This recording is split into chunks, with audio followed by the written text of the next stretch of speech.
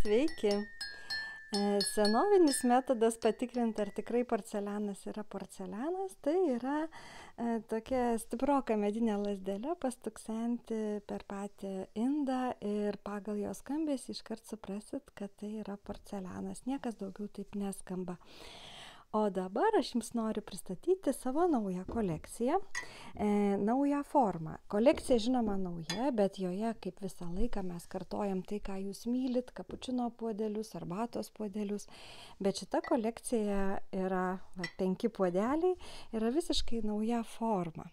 Dėl to skyriau jai ir specialų video. Puodelis yra pupelės formos.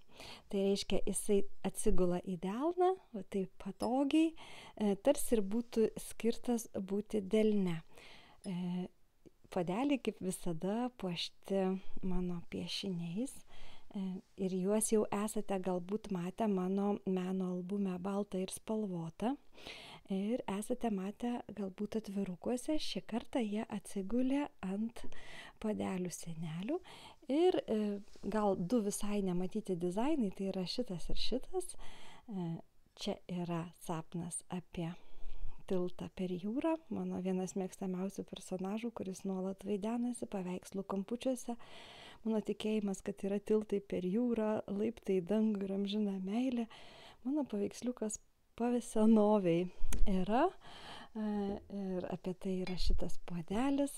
Čia apie sparnuotumą ir apie saulę ir mėnulį. O štai čia yra nunertas visas svajonių sodas, gėlėtas ir sparnuotas. Šitą mergaitę jau pažįstate, jinai puošia kapučino puodelį ir dar kitas jos variantas yra žalsvame fone, o šį kartą aš ją pakartojau kaip vieną mylimiausių savo piešinių ant pupelės formos puodelio. Jie dar skiriasi nuo kitų puodelių tuo, kad jų sienelės yra iš tikrųjų labai plonos, plonesnės negu kitų porcelianinių puodelių, tik arbatos puodeliai yra tokio pat plonumo. Ir žinoma, nesibaigianti istorija apie karvytes, kurias jau puikiai pažįstate ir aš taip mėgstu jas piešti. O štai lėkštelės yra dar vienas visiškai naujas dalykas. Kiekvienam iš puodelių yra dar ir sukurta lėkštelė. Ir tai nėra lėkštelė, ant kurios būtinai reikia statyti puodelį. Joje, kaip matot, nėra ratuko. Žinoma, galima dėti ant jos puodelį, bet galima ir lėkštelę kaip paveikslėlį traktuoti. Tiesiog lėkštelė pati savo jau yra pakankamas meno kūrinys.